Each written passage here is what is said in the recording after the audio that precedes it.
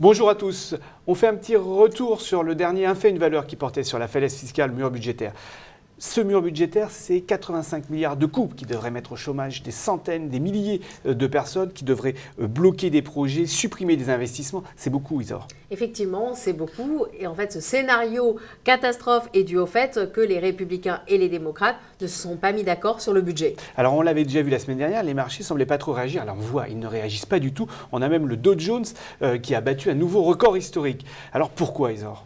Eh bien, parce que les marchés, finalement, se disent que s'il n'y a pas eu d'accord, c'est peut-être parce que les Républicains et les démocrates jugent la croissance américaine suffisamment solide. Et d'ailleurs, on le voit dans les chiffres macroéconomiques qui sont plutôt bons, notamment sur le front de l'immobilier, mais aussi de l'emploi.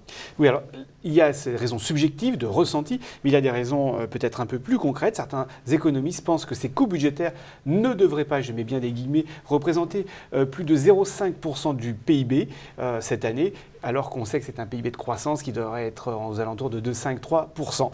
Et puis, il y a aussi d'autres raisons qui tiennent aux échéances, des échéances un peu plus lointaines, qui donnent peut-être de nouvelles occasions d'espérer. Un peu plus lointaine, pas tant que ça, puisque l'échéance c'est le 27 mars.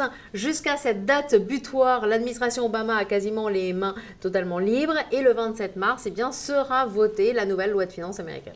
Alors du côté des valeurs, c'est une nouvelle jeunesse pour Valeo. Alors, une nouvelle jeunesse, disons que Valeo fête ses 90 ans, et Valeo, vous savez ce que ça veut dire? Eh bien, ça veut dire « je vais bien » en latin.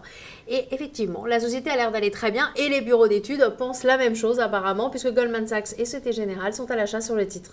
Eh bien, merci Isor. Quant à nous, on se retrouve pour un prochain Un fait, une valeur.